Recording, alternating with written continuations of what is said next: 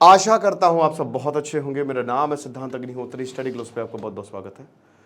The conversation में ये article छपा है और इसको फिर द हिंदू ने छापा है, और मेरी जिम्मेदारी ये होती है कि इतनी टफ चीज़ों को आपके सामने बहुत ही आसान शब्दों में लेके आऊँ ताकि देश का हर नागरिक इसको समझ सके कि हालात कितने बुरे हैं। ठीक है, तो आर्टिकल का नाम मैं बता देता हूँ आपको। आर्टिकल का नाम है ground water is heating up, threatening life below and above the surface. ठीक है, तो एक स्टडी कंडक्ट की गई है गैब्रियल सी राव, बेरेट कोरिलिक, एरवाइन और सुजैन बेंज।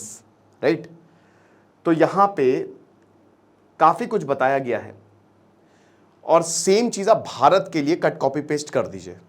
ग्लोबली इन्होंने बताया है क्योंकि भारत ग्राउंड वाटर पे सबसे ज़्यादा डिपेंडेंट है। ठीक है, तो शुरुआत होती है ग्राउंड वाटर से, जो हमारा फ्रेश वाटर है उसका 97% इज ग्राउंड वाटर।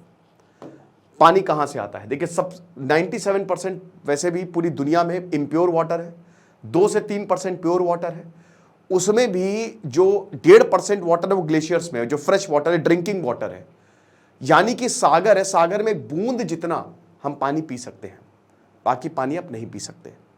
बाकी पानी के लिए डिसैलिनाइजेशन प्लांट लगाए जाते हैं जो समुद्र को, क्योंकि 70% जो हमारी पूरी धरती है वो वाटर, आपकी बॉडी भी 70% है वाटर है। तो हमको ये क्या समझना पड़ेगा? हमको ये समझना पड़ेगा कि ground water is the life line, है ना। भारत के संदर्भ में भारत का ओवर डिपेंडेंस है ग्राउंड वाटर पे। भारत के मैक्सिमम शहरों में आप टुल्लू लगा के ही पानी निकालते हो, समरसेबल निकाल के पानी निकालते हो, है ना। पानी का स्तर नीचे जाता जा रहा है, बट ये आर्टिकल उसके लिए नहीं है। ये आर्टिकल पता है क्या बताता है? ये आर्टिकल बताता है कि गर्मी की वजह से आपका ग्राउंड वाटर हीट होता जा रहा है। चलिए आगे बढ़ते हैं। उसके बाद ये बताते हैं कि कई बार क्या होता है, ग्राउंड वाटर जो है आपको लगता है कि क्लाइमेट चेंज से इफेक्ट नहीं होगा, बट ऐसा नहीं है। क्योंकि लगता है कि ग्राउंड में अंडरग्राउंड है, ग्राउंड के नीचे है, क्या ही फर्क पड़ रहा है? धूप आ रही है, सूरज आ रहा है, कोई फर्क नहीं पड़ रहा है। जो चीजें सरफेस पे हैं वही तो, बट ऐसा नहीं है। ये बात बिल्कुल सही है कि जब जैसे अगर ओशंस की बात करें तो 25% लेस एनर्जी ग्राउंड वाटर जो है वो कंज्यूम करता है, अंडरग्राउंड वाटर।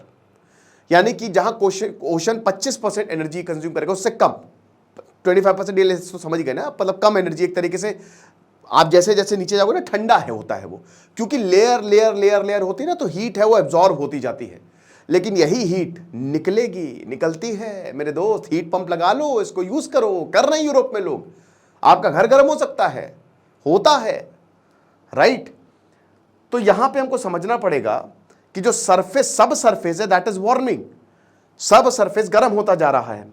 टेम्परेचर जो है बोर होल्स में लिया है, जितने भी बोर होल्स में लिया है जो आप खोदते हो ना पानी निकालने के लिए, उसका टेम्परेचर कंपैरेटिवली साल दर साल गर्म हो रहा है। ठीक है ना।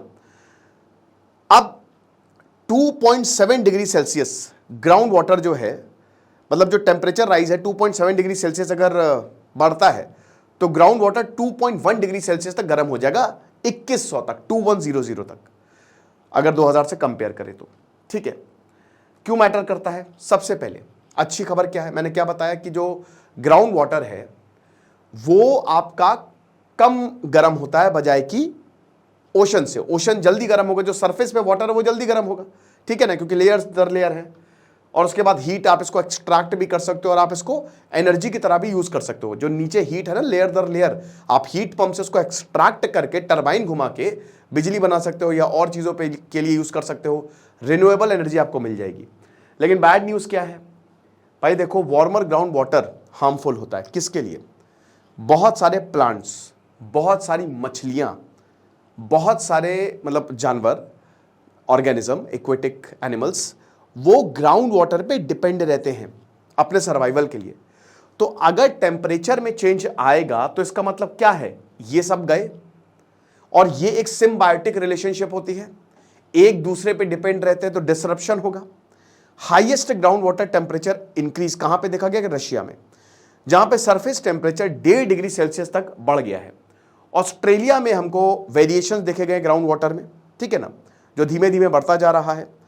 और मैंने क्या बताया कि ये ग्राउंड वाटर, ये पानी का एक सोर्स है भाई। ग्राउंड वाटर क्या है? पानी बरसा, छेद है, क्रैक्स है, उसमें अंदर चला गया।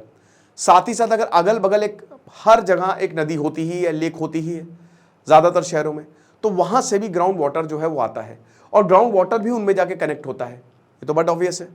अब जो ग्राउंड वाटर वहाँ पे जा रहा है, आप एक बात बताइए कि जब ये डिसरप्शन होगा, ठीक है, और हीट की वजह से केमिकल रिएक्शंस भी होती रहती हैं, हीट की वजह से जो अगर ज़्यादा ही गर्म होता जाएगा तो ऐसे केमिकल्स भी बढ़ जाएंगे जो ज़्यादा टॉक्सिक होंगे, जो ज़्यादा डेंजरस होंगे। आप समझ सकते हो। तो अगर वार्मर ग्राउंड वाटर लेक या रिवर में फ्लो होगा तो सबसे पहली बात तो वो एक्स्ट्रा हीट ऐड करेगा। वो गर्म है ना, वो क्योंकि सरफेस गर्म हो रहा है तो एक्स्ट्रा हीट, और अगर एक्स्ट्रा हीट ऐड करेगा तो वहां की मछलियां मरेंगी, वहां पे प्रॉब्लम होगी, वहां पे स्पीशीज जो है वो मरेंगी।